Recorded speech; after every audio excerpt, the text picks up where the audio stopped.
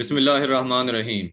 Students, we are studying chapter 2, General Science 7th class. This chapter is about transport in humans and plants. मेरे previous lecture के अंदर हमने transport system जो human being का है, इसमें हमने हार्ट और ब्लड वेसल्स के बारे में पढ़ा था।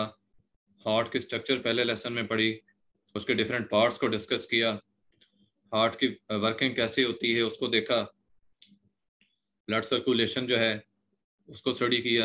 उसके बाद हमने सर्कुलेटरी सिस्टम का जो सेकंड पार्ट है दैट इज ब्लड वेसल्स, क्योंकि 3 पार्ट आपको बताए गए थे सर्कुलेटरी सिस्टम के, हार्ट, ब्लड और ब्लड वेसल्स। हमने हार्ट को स्टडी किया और ब्लड वेसल्स को जो है वो हमने लास्ट लेसन में स्टडी किया था। तो आज का जो लेसन है इसमें हम देखेंगे कुछ ऐसे डिसऑर्डर्स जो कि हमारी डाइट की वजह से हमारे सर्कुलेटरी सिस्टम के अंदर प्रोड्यूस होते हैं। बताया कि आवर डाइट और आवर लाइफस्टाइल जो है it affects our circulatory system and it can cause different diseases. For example heart attack है, ब्लड प्रेशर है, डायबिटीज है, एजमा है, ये कुछ आपको डिजीजेस का बताया गया है और ये ऐसी डिजीजेस हैं जो कि हमारी डाइट से रिलेटेड हैं। हमारी डाइट्स में चेंजेस की वजह से हम जो है बीमारियों का शिकार हो सकते हैं। First of all it is their heart attack, जिसे मायोकार्डियल इन्फार्क्शन भी कहते हैं। ये वर्ड है मायोकार्डियल इन्फार्क्शन। इस लफ्ज को मैं एक्सप्लेन कर दूं। मायो का बेटे मतलब होता है मसल्स, मायो जो है ये मसल्स को कहते हैं, कार्डियल जो है ये हार्ट से रिलेटेड है, ठीक है, हार्ट को कार्डियल कहते हैं। तो कार्डियल मीन हार्ट के, तो मायोकार्डियल का मतलब हुआ मसल्स ऑफ द हार्ट। और इन्फार्क्शन क्या होती है? इन्फार्क्शन डेथ ऑफ टिश्यूज को कहते हैं। इसके लिए नेक्रासिस का वर्ड भी यूज होता है, नेक्रासिस, NECROSIS। तो infarction death of tissues, tissues का डेड हो जाना, मीन के हार्ट के मसल्स के जो सेल्स हैं उनका डेड होना, इसको कहते हैं मायोकार्डियल इन्फार्क्शन। और उस वजह से क्या होगा? हार्ट अटैक होगा। हम इसको एक्सप्लेन करते हैं आगे। ये तो जस्ट मैंने आपको वर्ड के मीनिंग्स बताए हैं कि मायोकार्डियल इन्फार्क्शन इसको क्यों कहते हैं, हार्ट अटैक को। मैंने आपको बताया गया कि heart is made up of muscle cells. Heart के अंदर जो मसल्स हैं जिन्हें कार्डियक मसल्स कहते हैं, हार्ट उनसे बना है। अब ये जो सेल्स हैं, हार्ट के सेल्स बाकी बॉडी के सेल्स की तरह इनको भी एनर्जी की जरूरत होती है और एनर्जी की खातिर खुराक और ऑक्सीजन चाहिए इनको। तो ये भी सर्कुलेटरी सिस्टम से ही ऑक्सीजन भी लेते हैं और फूड भी लेते हैं। ब्लड वेसल्स जो कि ऑक्सीजन और फूड हार्ट को सप्लाई करती हैं, ये कॉर्नरी आर्टरीज कहलाती हैं, कॉर्नरी आर्टरीज। बेटे यहाँ पे मैंने आपको सिर्फ इतना बताया है कि हार्ट के मसल्स जो हैं वो कार्डियक मसल्स होते हैं और जो ब्लड वेसल्स हार्ट के मसल्स को ब्लड सप्लाई करती हैं वो कॉर्नरी आर्टरीज कहलाती हैं। और जो हार्ट के सेल्स हैं इनको भी एनर्जी बिल्कुल उसी तरह से चाहिए जिस तरह बाकी सेल्स को चाहिए, जिस तरह बॉडी के बाकी सेल्स को चाहिए। लिहाजा ऑक्सीजन और फूड सप्लाई इनको भी होनी चाहिए। तो heart substance that is called plaque, PLAQUE, plaque. Heart substance जो है जिसको प्लेक कहते हैं, it can build up in the walls of coronary arteries. के हार्ट की ये जो ब्लड वेसल्स हैं जिन्हें कॉर्नरी आर्टरीज कहते हैं, इनकी जो दीवारें हैं उनकी अंदर वाली साइड पर अंदरूनी लाइनिंग जो है उसके ऊपर हार्ट सब्सटेंस प्लेक जो है वो बिल्डअप हो जाता है, डिपॉजिट हो जाता है। और ये प्लेक बनता कैसे है? फैट से बनता है और अदर सेल्स जो हैं वो ये प्लेक बनाते हैं। तो प्लेक के डिपॉजिट होने से इफेक्ट क्या होगा? ये जो कॉर्नरी आर्टरीज हैं ये नैरो हो जाएंगी, ठीक है, इनका ल्यूमन तंग हो जाएगा, इनका जो साइज है नालियों का वो तंग हो जाएगा, ये नैरो हो जाएंगी ड्यू टू प्लेक। और समटाइम्स ऐसे भी होता है कि ब्लड क्लॉट बन जाता है, इस प्लेक के ऊपर ब्लड क्लॉट बन जाता है, यानी ब्लड जम जाता है, वहां पे खून का लोथड़ा सा बन जाता है। और उस सूरत में क्या होगा? आर्टरीज, कॉर्नरी आर्टरीज ब्लॉक हो जाती हैं। अब कॉर्नरी आर्टरीज ब्लड सप्लाई कर रही थी हार्ट के मसल्स को, जब ब्लॉक हो जाएंगी तो जिस हिस्से को वो ब्लॉक होने वाली आर्टरीज जा रही थी उस हिस्से को ब्लड नहीं पहुंचेगा। जब ब्लड नहीं पहुंचेगा तो उस हिस्से को ऑक्सीजन भी नहीं मिलेगी और फूड भी नहीं मिलेगी। ऑक्सीजन और फूड जब वहां नहीं पहुंचेंगी तो इनके रिएक्शन से जो एनर्जी प्रोड्यूस होती है ये वहाँ एनर्जी प्रोड्यूस नहीं होगी, उन सेल्स को एनर्जी नहीं मिलेगी वर्किंग के लिए जो यूज होनी थी, तो death of that part will be there. उस हिस्से के जो सेल्स होंगे वो डेड हो जाएंगे, उस हिस्से के सेल्स खत्म हो जाएंगे। और death of the part of the heart जो है इसको हार्ट अटैक या मायोकार्डियल इन्फार्क्शन कहा जाता है। बताया कि too much heart muscles die, अगर हार्ट के मसल्स ज्यादा जो हैं वो खत्म हो जाते हैं, heart is unable to pump the blood and the person could die. देखो आप देखते हैं ना क्या कहते हैं उसको हार्ट अटैक हो गया, हार्ट अटैक हो गया लेकिन बंदा बच जाता है। ठीक है, अब हार्ट अटैक होने से जो बंदा बच जाता है ये उस सूरत में होता है कि कुछ मसल्स तो डेड हो गए लेकिन इतने ज्यादा डेड नहीं हुए थे, थोड़े हुए थे। बाकी इतने मसल्स हार्ट के फंक्शन कर रहे थे नॉर्मल, जैसे कि नॉर्मल जो है सर्वाइवल पॉसिबल था। ठीक है, हार्ट की वर्किंग जैसे नॉर्मल हो सकती थी, इसलिए वो बंदा बच जाता है। लेकिन आपको बताया जा रहा है कि अगर too much heart muscles die, heart के मसल्स ज्यादा जो खत्म हो जाते हैं, तो heart is unable to pump blood and the person could die. उस सूरत में हार्ट जो है वो अपना काम नहीं कर सकता और फिर बंदे की डेथ हो सकती है। Heart attack symptoms may include chest pain, shortness of breath, heavy sweating. हाँ जी, हार्ट अटैक की अलामतें सुन लें। चेस्ट पेन, सीने में दर्द होना, सीने में दर्द दर्द होना। शॉर्टनेस ऑफ ब्रेथ, सांस जो है उसमें रुकावट आना। ठीक है, दम घुटना जिसे कह सकते हैं, सांस यानी कि पूरा ना आना, सांस में खिंचाव आना। हैवी स्वेटिंग, पसीना ज्यादा आना, which is a medical emergency. ठीक है, ये मेडिकल इमरजेंसी का केस होगा। तो यहाँ पे आपको ये बताया जा रहा है कि कॉल 1122 और अनदर एम्बुलेंस। ये आपने आंसर में ऐसी चीजें नहीं लिखनी होती, वैसे तो आपके पास अब नोट्स हैं, लेकिन आपको समझा रहा हूँ कि ऐसी चीजें जस्ट आपको समझाने के लिए होती हैं।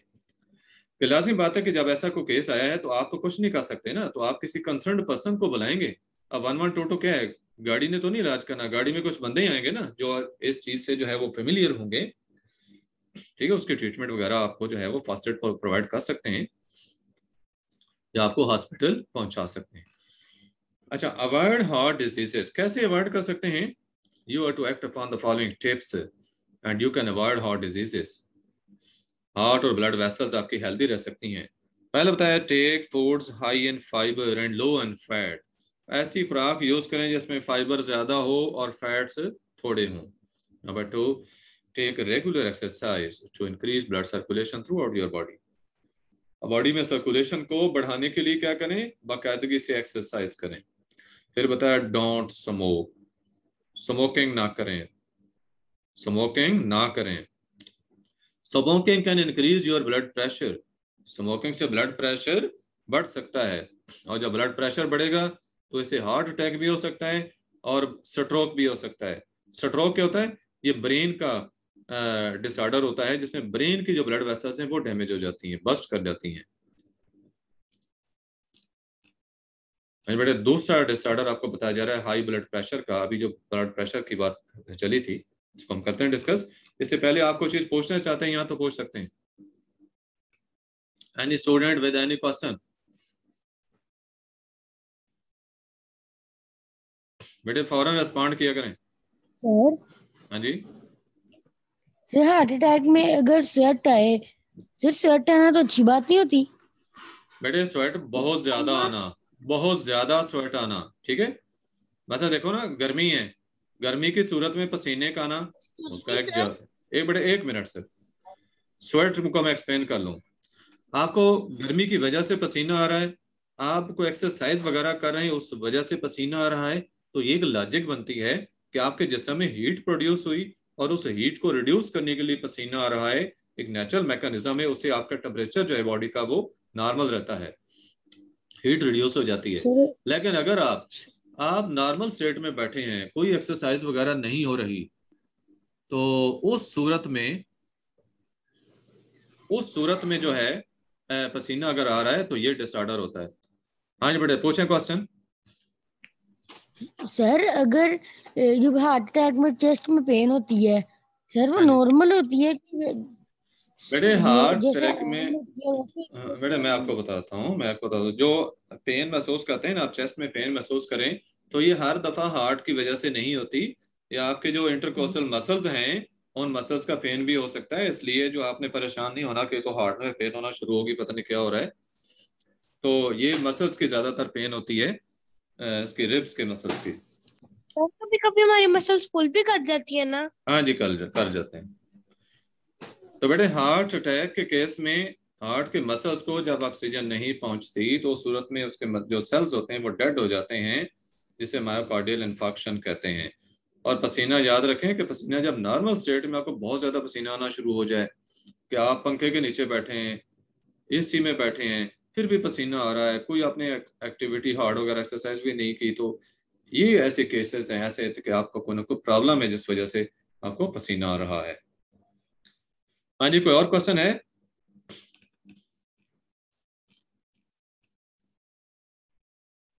नेक्स्ट बेटे है नो हाई। सर ओके बेटे, नेक्स्ट हाई ब्लड प्रेशर, जैसे हाइपरटेंशन कहते हैं।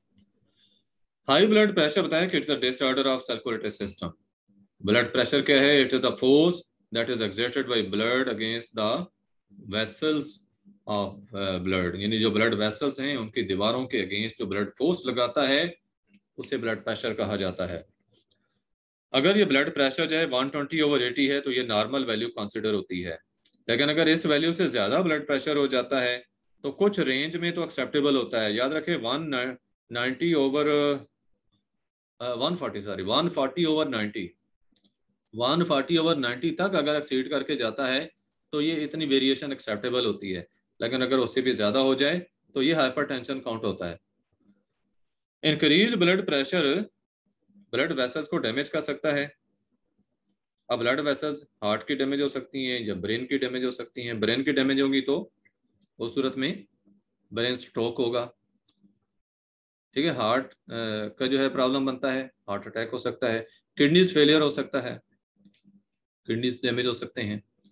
People with high blood pressure may have the symptoms such as, ठीक है, हाई ब्लड प्रेशर वाले जो बंदे हैं, जो पेशेंट्स हैं, उनकी ये अलामतें हो सकती हैं। देखो, हेडेक यानी सर दर्द होगा, फैटीग, फैटीग कहते हैं थकावट को, कि थोड़ी सी फिजिकल एक्सर्शन हुई तो थकावट हो गई। ये लैक्टिक एसिड की जो अकोमुलेशन होती है ना बॉडी में, जो एनारोबिक रेस्पिरेशन से होती है, वो फैटीग कहलाती है। एनारोबिक रेस्पिरेशन तब होती है जब ऑक्सीजन की सप्लाई प्रॉपर ना हो रही हो बॉडी के मसल्स को, उस वक्त फिर बगैर ऑक्सीजन के जो एनर्जी प्रोडक्शन होती है, जिसे एनारोबिक रेस्पिरेशन कहते हैं, वो स्टार्ट होती है। और उसके दौरान लैक्टिक एसिड अकोमुलेट होता है मसल्स में, उसे फैटीग कहा जाता है। अगर नॉर्मल स्टेट में ही फैटीग प्रोड्यूस हो रही हो, ये इसकी अलामत है। ये ब्लड प्रेशर की वजह से होता है। ब्लड विजन, धुंधला सा नजर आना, विजन क्लियर ना होना, नोज ब्लीड्स, नाक से खून का बहना, तो ये कुछ अलामतें आपको बताई गई हैं जो ब्लड प्रेशर के पेशेंट्स जो हैं उनमें होती हैं, यानी वो सफर करते हैं इन चीजों से। Foods high in fat, high salt intake, smoking, obesity, diabetes, lack of exercise वगैरह, ये आपको चीजें बताई गई हैं दैट इंक्रीज द रिस्क और raise the risk of high blood pressure. ठीक है, ब्लड प्रेशर के चांसेस बढ़ सकते हैं अगर आपकी खुराक में ये चीजें ज्यादा हों। मसलन आप फैट ज्यादा यूज करते हैं, आप साल्ट्स जो हैं वो ज्यादा यूज करते हैं खुराक में, स्मोकिंग करते हैं, ओबेसिटी होता है मोटापा, फैटी होना, ठीक है, हैवी यानी कि ओवर वेट होना, डायबिटीज शुगर को कहते हैं, शुगर की बीमारी, शुगर लेवल ज़्यादा होना, लैक ऑफ एक्सरसाइज के आप जो है वो एक्सरसाइज वगैरह प्रॉपर नहीं करते तो लेजी रहते हैं उस केस में। हाँ जी, क्वेश्चन पूछ सकते हैं किसी बच्चे का है तो, एनी स्टूडेंट? सर यस हमारा हार्ट मसल से बना हुआ है। बेटे, हार्ट के मसल्स होते हैं। हमारा बॉडी का कोई भी हिस्सा जिसमें कि हरकत अगर हो रही है ना तो उसमें मसल्स हैं तो हरकत हो रही है। हमारे ओके सर। हमारी बॉडी की बोन्स जो हैं उनमें मसल्स के जरिए ही मूवमेंट होती है, बगैर मसल्स के एक्शन के मूवमेंट पॉसिबल ही नहीं होती। Science, technology and society. Smoking बताया कि smoking can cause heart diseases, smoking की वजह से हार्ट की बीमारियां हो सकती हैं। It has been found that a person who smokes is more likely to have heart problems than someone who does not smoke, कि जो स्मोकिंग करने वाला बंदा है उसे हार्ट प्रॉब्लम्स के चांसेस ज़्यादा होते हैं as compared to non smokers. इसलिए स्मोकिंग बिल्कुल नहीं करनी चाहिए। ये कोई एनर्जी सोर्स नहीं है, स्मोकिंग कोई एनर्जी सोर्स नहीं है, ये डैमेजिंग एक्टिविटी है। हाँ, केमिकल इन टबैको स्मोक, ठीक है, टबैको स्मोक के अंदर एक केमिकल होता है that causes blood vessels to become more narrow, जिसकी वजह से ब्लड वेसल्स नैरो हो जाती हैं। And blood pressure of a smoker जो है इट मे इंक्रीज, यानी हाइपरटेंशन की कंडीशन पैदा हो सकती है स्मोकर को। Heart works harder to pump blood through the narrow vessels, जब ब्लड वेसल तंग हो जाएंगी तो उनके अंदर से ब्लड को पंप करने के लिए हार्ट को ज़्यादा वर्किंग करनी पड़ेगी, ठीक है, ज़्यादा फोर्स से ब्लड को पंप करना पड़ेगा। तो इस वजह से हार्ट अटैक के चांसेस बढ़ जाते हैं। Heart patients also they are also asked not to smoke, उन्हें कहा जाता है स्मोकिंग से अवॉइड करने का कहा जाता है, क्योंकि स्मोकिंग से ब्लड वेसल जो है वो और नैरो हो जाएंगी, उनका हार्ट पहले से जो है वो मुतासर है, तो हार्ट अटैक के चांसेस इंक्रीज हो जाते हैं। देखा कि why cigarette brands should not be advertised. हाँ जी, कौन बच्चा बताएगा कि सिगरेट ब्रांड्स जो हैं इनको एडवर्टाइज क्यों नहीं करना चाहिए? इसलिए कि जब सिगरेट्स को एडवर्टाइज किया जाएगा तो people will feel attracted and they will start smoking, ठीक है, ज्यादा से ज्यादा लोग स्मोकिंग स्टार्ट करेंगे मुतासिर होकर सिगरेट से, कि ये देखो ये सिगरेट वो भी पी रहा है, वो भी पी रहा है, तो बहुत अच्छी चीज़ है। इसलिए ऐसी एडवर्टाइजमेंट नहीं होनी चाहिए। हाँ जी, है किसी बच्चे का question? No sir. Okay, no. कितने 10 students are there, let me take your attendance. Yes students, you can ask question.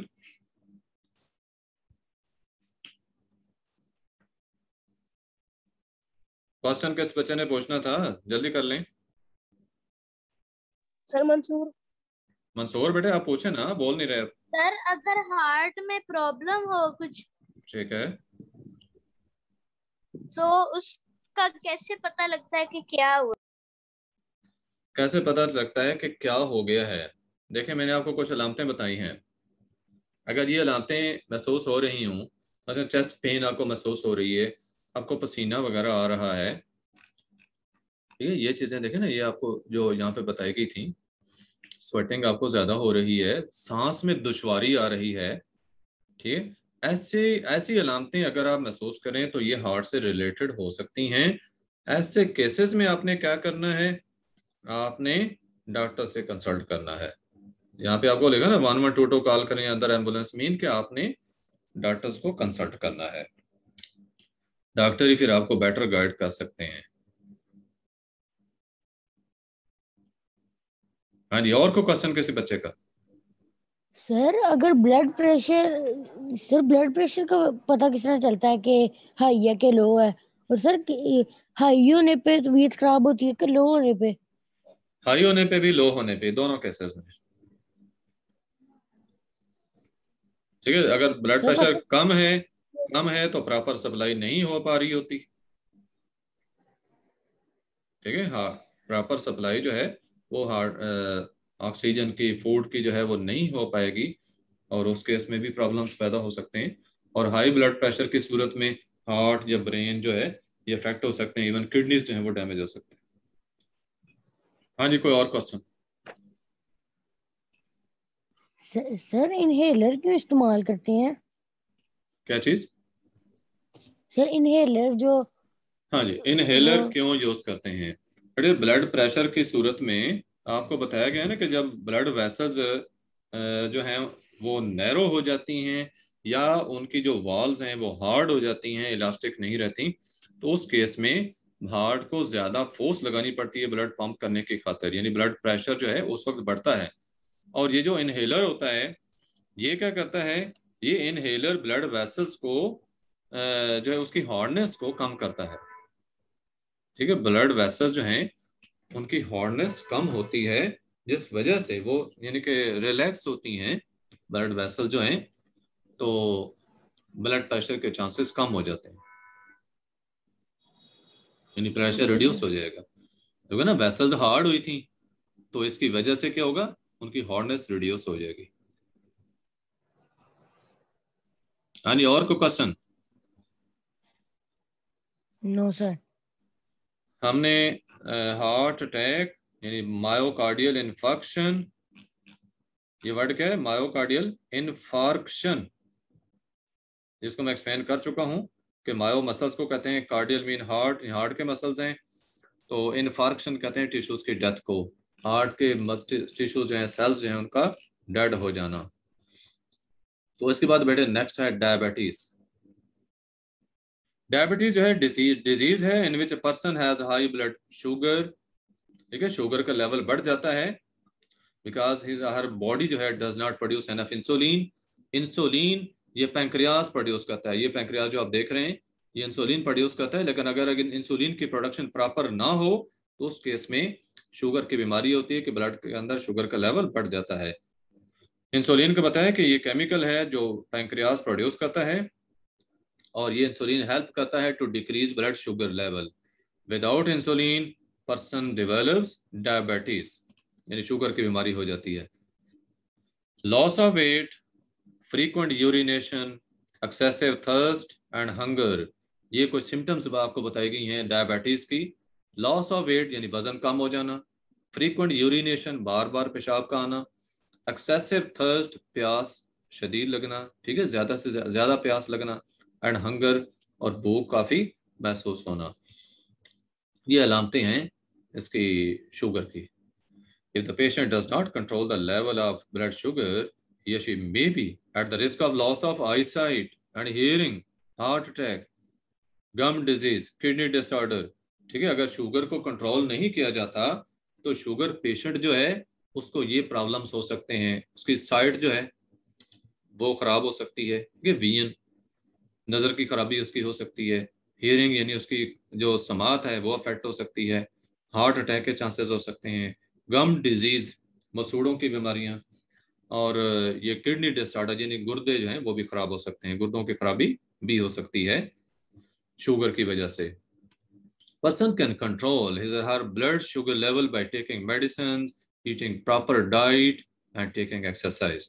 ये आपको कुछ चीजें बताई गई हैं जिनको अडॉप्ट करने से बंदा जो है, पर्सन जो शुगर पेशेंट है, वो कंट्रोल कर सकता है शुगर के लेवल को। कैसे? मेडिसिन प्रॉपर यूज करें, मेडिसिन क्या होती है, इंसुलिन की टैबलेट्स होती हैं या इंजेक्शन जो है वैक्सीन इसकी, वो प्रॉपरली यूज की जाती है, या डाइट अपनी प्रॉपर रखें और एक्सरसाइज करें, वॉक ज्यादा से ज्यादा वॉक जो है इसके लिए है वो बेनिफिशियल रहती है। बताया कि carbohydrates have a big impact on our blood sugar level, क्योंकि कार्बोहाइड्रेट से ही शुगर्स पैदा होती हैं। Extra fats are not good, fats का ज्यादा यूज जो है ये अच्छा नहीं होता। We need to take these foods carefully, some vegetables and fruits are useful for a diabetic patient. ठीक है, वेजिटेबल्स और फ्रूट जो हैं ये डायबिटिक पेशेंट के लिए अच्छे रहते हैं। हाँ जी, कोई क्वेश्चन इन टॉपिक से रिलेटेड जो हम डिस्कस कर चुके हैं? नेक्स्ट हमने एजमा के बारे में, हाँ जी पूछें। सर शुगर का कोई इलाज नहीं है? बेटे शुगर की ट्रीटमेंट है ना, इंसुलिन। अच्छा बेटे, लास्ट इसका जो टॉपिक रह गया है डिजीज, ये भी हम डिस्कस कर लेते हैं ताकि इकट्ठा एक ही लेक्चर में कवर हो जाए। एजमा, एजमा बेटे एलर्जी होती है, एक एलर्जिक सा रिएक्शन होता है that causes the airways of the lungs to swell, कि हवा की जो नालियां होती हैं ना उनमें सोजिश आ जाती है, स्वेलिंग हो जाती है, और स्वेलिंग की वजह से क्या होगा, वो नैरो हो जाती हैं, तंग हो जाती हैं, अब सांस में दुश्वारी होगी। पर्सन विद एजमा में वीज, वीज मीन के जब वो सांस लेगा तो विस्लिंग होगी, विस्लिंग साउंड, सीटियां बजेंगी उसमें, जब पर्सन जो है वो ब्रीथिंग करेगा तो विस्लिंग होगी। कफ यानी खांसी, feel tightness in the chest, ठीक है, सीना जो है उसमें टाइटनेस उसको महसूस होगी, सीना टाइट टाइट सा महसूस होगा। Things that can cause asthma are called allergens, allergens आपसे पूछ सकते हैं, एलर्जेंस होते हैं एलर्जी काजिंग सब्सटेंसेस, ऐसी चीजें जैसे एलर्जी प्रोड्यूस हो सकती है उन्हें एलर्जेंस कहते हैं। तो एजमा जो है एलर्जन से प्रोड्यूस हो सकता है। Dust mites, pollen grains and some foods जो हैं दे मे कॉज एजमा। ठीक है, आपको एजमा के लिए कुछ जो चीजें बताई जा रही हैं। डस्ट माइट्स बेटे जो हैं बारीक बारीक जरात जो डस्ट के हैं आप वो कंसिडर कर सकते हैं। एक तो माइट्स वो इंसेक्ट्स भी होते हैं ना, वेरी स्मॉल इंसेक्ट्स, लेकिन यहाँ पे डस्ट माइट्स आपको जो कहा जा रहा है बारीक जरात जो गर्द के हैं उनको कहा गया। फिर पोलन ग्रेन्स, ये प्लांट्स के पार्ट्स होते हैं, रिप्रोडक्टिव पार्ट्स जो हवा में शामिल हो जाते हैं। डिस्पर्सल होता है हवा में, इनके जरिए हवा के जरिए इनका जब डिस्पर्सल होता है तो हवा में मौजूद होते हैं। एंड सम फूड्स जो हैं दे कैन कॉज एजमा। या कुछ रीजंस बताए गए हैं, एलर्जिक सब्सटेंसेस या एलर्जेंस आपको बताए गए हैं जो एजमा काज करते हैं। सिम्टम्स एजमा के क्या हैं? दे मे बी कफ यानी खांसी है, शॉर्टनेस ऑफ ब्रेथ यानी सांस में दुश्वारी है, वीजिंग सांस लेने के दौरान विस्लिंग होना, सीटियां बजना, एक्सट्रीम डिफिकल्टी इन ब्रीदिंग यानी सांस में काफी मुश्किल पेश आना, शॉर्टनेस ऑफ ब्रेथ करें छोटा सांस लेना, लेकिन लंबा सांस ना ले सके बंदा, उसे कहते हैं shortness of breath. Extreme difficulty breathing में यानी सांस लेने में ज्यादा दुश्वारी होना, चेस्ट पेन सीने में दर्द होना, स्वेटिंग यानी पसीना ज्यादा आना, इंक्रीज पल्स रेट, ठीक है, पल्स जो है इसके रेट बढ़ जाना, नब्ज की रफ्तार का तेज हो जाना जो कि हार्ट बीट के बढ़ने से होता है। Severe asthma attack may lead to death, asthma का दमा इसको उर्दू में कहते हैं, इसका जब शदीद अटैक हो तो इससे डेथ हो सकती है। It's not easy to cure asthma but one can be normal and active even with asthma. आगे एजमा का क्योर जो है वो इतना आसान नहीं है, लेकिन एजमा के बावजूद बंदा जो है वो नॉर्मल और एक्टिव लाइफ सर्वाइव कर सकता है। Try to avoid the allergens of asthma, ये कुछ एहतियाती तदाबीर बताई गई कि try to avoid the allergens of asthma, कि वो चीज़ें जो एजमा का सबब बनती हैं उनसे अवॉइड करें। यूज प्लेंटी ऑफ वाटर, पानी ज़्यादा से ज़्यादा यूज़ करें, it will give you relief, इससे सुकून महसूस होगा। On advice of a doctor use medicine और इनहेलर, डॉक्टर जो आपको मेडिसिन या इनहेलर सजेस्ट करता है वो यूज करें। ट्रांसप्लांटेशन आपको आगे बताया जा रहा है कि sometimes an organ of the body जो है of the person it mean stop it's working, किस वजह से? डिजीज की वजह से या इंजरी की वजह से डैमेज हो जाता है। तो इन द पास्ट क्या था कि failure of the major organ resulted in the death of the patient, but यानी कि मेजर ऑर्गन जो है इसकी जब ये लूज हो जाता था एक्सीडेंटली, उससे आदमी की डेथ हो जाती थी। But now scientist have found solution to this problem, इस प्रॉब्लम का सोल्यूशन अब साइंटिस्ट ने क्या निकाला है, वो है ऑर्गन ट्रांसप्लांट। ऑर्गन ट्रांसप्लांट जो है it replaces the failing organ with a healthy organ, कि जो ऑर्गन खराब हो गया, डैमेज हो गया है, काम नहीं कर रहा, उसकी जगह नया ऑर्गन लगा देना। अब डॉक्टर क्या करता है, रिमूव करता है ऑर्गन को फ्रॉम द हेल्दी पर्सन और उसको प्लेस कर देता है in the body of the patient. Patient again lives a normal life after transplantation, कि जब ट्रांसप्लांटेशन हो जाती है तो वो जो पेशेंट था वो नॉर्मल लाइफ सर्वाइव करता है। आगे बताया आपको कि सारे ऑर्गन की ट्रांसप्लांटेशन नहीं हो सकती, वो ऑर्गन जो कि ऑफनली ट्रांसप्लांट होते हैं उनमें किडनीज हैं, बिकॉज ऑफ डायबिटीज या अदर किडनी प्रॉब्लम्स या किडनीज डैमेज हो जाते हैं तो उसको ट्रांसप्लांट किया जाता है। लिवर, सीरियस लिवर डिसऑर्डर्स होने की वजह से लिवर डैमेज हो गया, जैसे हेपेटाइटिस की वजह से हो जाता है, तो लिवर को ट्रांसप्लांट कर सकते हैं।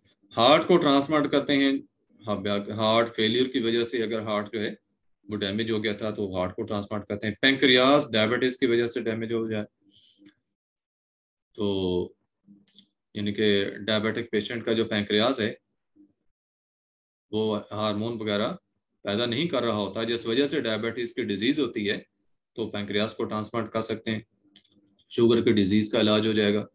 लंग्स की ट्रांसप्लांटेशन, सीरियस रेस्पिरेटरी डिसऑर्डर्स जो हैं तो उनकी वजह से लंग्स जो हैं वो डैमेज हो सकते हैं। तो ये ऑर्गन्स ऐसे हैं जो मोस्टली या ऑफनली ट्रांसप्लांट किए जाते हैं। People who have organ transplants must take medicine regularly the rest of their life to stay healthy, कि ट्रांसप्लांटेशन जो लोग करवा लेते हैं तो उन्हें बाकी अपनी सारी जिंदगी जो है मेडिसिन को बाकायदगी से यूज करना पड़ता है ताकि वो सर्वाइव कर सकें। समटाइम्स बताया गया कि आर्टिफिशियल ऑर्गन्स जो है ये यूज होते हैं to restore a function in the body of the person. Artificial organ use करते हैं, ऑर्गन डैमेज हो गया तो उसकी जगह मसनूई ऑर्गन इस्तेमाल होते हैं। आर्टिफिशियल ऑर्गन जो ये मैन मेड डिवाइस होता है that replaces the missing natural one. कि नेचुरल ऑर्गन कोई भी जो है डैमेज हो गया है, लूज हो गया है, तो उसकी जगह आर्टिफिशियल ऑर्गन लगाया जाता है। मसलन आर्टिफिशियल लेग्स जो हैं ये यूज होती हैं, जैसे यहाँ पे आपको आर्टिफिशियल लेग शो कर की गई है। आर्म्स जो है आर्टिफिशियल वो यूज होते हैं, आर्टिफिशियल बोन्स हैं, artificial arteries, eyes, teeth, ears वगैरह ये कॉमनली जो हैं यूज होते हैं to transplant nowadays. Scientist who design and build artificial body parts ये बायोमेडिकल इंजीनियर्स कहलाते हैं।